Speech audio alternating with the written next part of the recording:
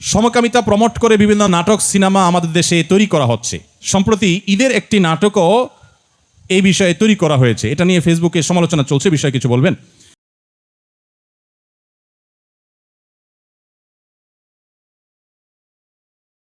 ভাইরা আমার, খুবই দুঃখজনক বিষয়, বিনোদনের নামে, নাটক সিনেমার নামে আমাদের দেশে অনেক অবৈধ বিষয়কে স্বাভাবিক করে ফেলা হয়েছে।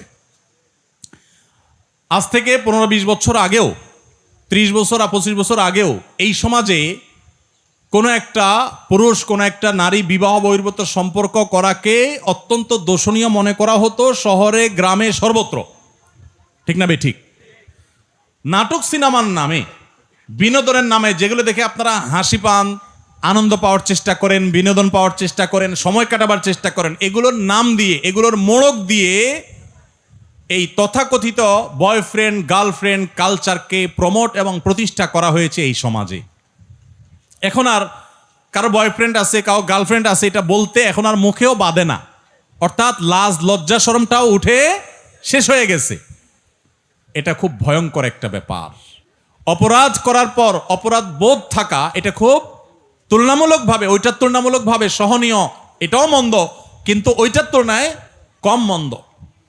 আর যদি কেউ অপরাধ করার পর অপরাধকে অপরাধ মনে না করে, দোষ মনে না করে, এটা ভয়াবহ, এটা কুফরি, এটা ঈমান যাওয়ার মতো বিষয়।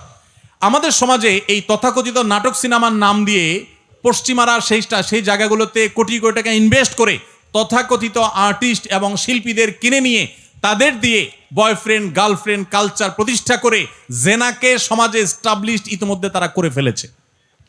আমাদের সমাজকে এখন আরেক লেয়ারে পচাবার জন্য, নষ্ট করার জন্য এখন তথাকথিত ট্রান্সজেন্ডার বাদ এটাকে প্রতিষ্ঠা করার জন্য নাটক তৈরি করা হচ্ছে। ইতিমধ্যে একটা নাটক, কত বড় দুঃসাহস চিন্তা করেন, ঈদের অনুষ্ঠান একান্তই মুসলমানদের অনুষ্ঠান, একটা ইবাদত। ঈদ একটা কি ইবাদত, ঈদের মতো ইবাদতকে ঘিরে যে অনুষ্ঠান করছে সেখানে সমকামিতা বা ট্রান্সজেন্ডার মতবাদ সেটাকে পুশ করে নাটকের মাধ্যমে ইবাদতরত মানুষগুলোকে নাটকের নাম দিয়া তাদের মধ্যে ওই ইবাদতের মৌসুমে সিজনে তাদের মধ্যে ইসলাম বিরোধী বীজ ঢুকাই দেওয়া হচ্ছে। তার মানে হলো যে আমাদের সম্পদ, আমাদের সোসাইটি, আমাদের ঈদ মানে মুসলমানদের আবহ, এইটাকে ব্যবহার করে সেখানে তারা মুসলমানদের বিরুদ্ধে বিষ এবং ক্ষতিকর জিনিস তারা ঢুকিয়ে দিচ্ছে। আপনারা যেগুলো সোশ্যাল মিডিয়াতে, ফেসবুক, ইউটিউবে বিভিন্ন নাটকের ক্লিপ, ভিডিওর ক্লিপ অনেকে বুধ হয়ে পড়ে থেকে দেখেন, আপনার নিজের অজান্তে আল্লাহর দ্বীনকে দুনিয়া থেকে বিদায় করার নীল নকশা যে সমস্ত নাটক সিনেমার মাধ্যমে হয়, আপনি সেগুলার প্রমোট করছেন, সেগুলার প্রচার করছেন, সেগুলার সহযোগিতা করছেন। এই জন্য আমাদের পরিষ্কারভাবে প্রত্যেকের অবস্থান নিতে হবে। যেই সমস্ত কোম্পানি, যেই সমস্ত আপনার ব্যবসা প্রতিষ্ঠান এই সমস্ত ট্রান্সজেন্ডার মতবাদ, এই সমস্ত সমকামিতা, যেটা আমাদের রাষ্ট্রের আইনেও 2 বছর কারাদণ্ড বলা আছে, এরকম একটা রাষ্ট্রের আইন বিরোধী এবং বাংলাদেশের হিন্দু, মুসলিম, খ্রিস্টান, বৌদ্ধ সকল ধর্মের মানুষের সর্বসম্মতিক্রমে সকল ধর্মমতে যেটা অন্যায়, অপরাধ এবং পাপের কাজ, রাষ্ট্রীয় আইনে যেটা অবৈধ, সেরকম একটা জিনিসকে যারা স্বাভাবিক করার চেষ্টা করছে, তারা হোক বিশ্ববিদ্যালয়, হোক তারা ব্যাংক, হোক তারা মোবাইল ব্যাংকিং কোম্পানি, হোক তারা অন্য কোনো প্রতিষ্ঠান, হোক তারা যে কোনো প্রতিষ্ঠান, তাদেরকে বর্জন করা, বয়কট করা, উপযুক্ত শাস্তি নিশ্চিত করার চেষ্টা করা আমাদের প্রত্যেকটা মানুষের দায়িত্ব। ভাইরা আমার, আমাদের সন্তানরা ট্রান্সজেন্ডার মতবাদ প্রতিষ্ঠিত হলে, তারা সমকামিতার দিকে ঝুঁকে গেলে পরিস্থিতি কি হতে পারে? আমেরিকার মতো দেশের অভিভাবকরা রাস্তায় নেমে এসেছে, কারণ গোটা সমাজের সিস্টেমটা ভেঙে ফেলা হয়েছে। আপনারা অনেকে বলতে পারেন এটা করে তাদের লাভটা কি?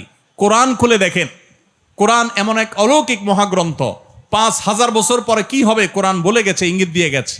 আল্লাহ সুবহানাহু ওয়া তাআলা বলেছেন, ফালা ইউগাইয়িরুন্না খালকাল্লাহ, শয়তানের অন্যতম একটা কাজ হবে মানুষের সৃষ্টির মধ্যে পরিবর্তন সাধন করে সেখানে পুরো সিস্টেমটাকে আপনার ভেঙে চুরে একাকার করে দেওয়া। নারী পুরুষের কোনো ভেদাভেদ তারা রাখতে চায় না।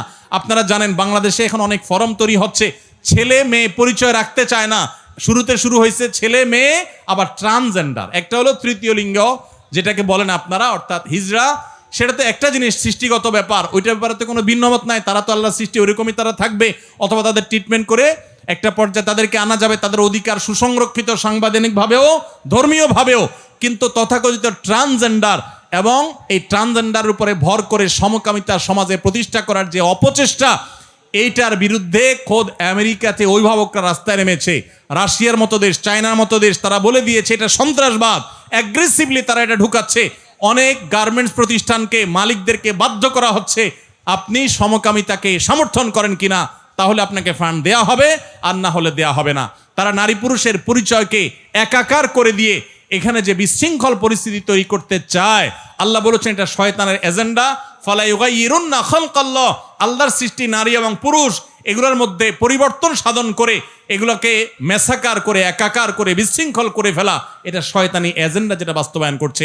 অতএব ঈদের অনুষ্ঠানে বা যে অনুষ্ঠানেই হোক, নাটকের নামে, সিনেমার নামে আপনারা একটার পর একটা অবৈধ জিনিসকে সমাজে স্বাভাবিক করে ফেলবেন। এখন আবার সমকামিতাকে স্বাভাবিক করার এজেন্ডা নিয়ে নামছেন। আপনারা কিছু পয়সা কড়ি পাবেন, কিছু ফান্ড পাবেন, এগুলো নিয়ে দেশে বাইরে চলে যাবেন, ওই কানাডার বেগমপাড়ায় চলে যাবেন, আমেরিকায় চলে যাবেন, আর আমাদের সমাজকে, আমাদের সন্তানদেরকে ধ্বংস করে দিয়ে তারপর চলে যাবেন। এটা কোনোদিনই এদেশে মানুষ সহ্য করবে না।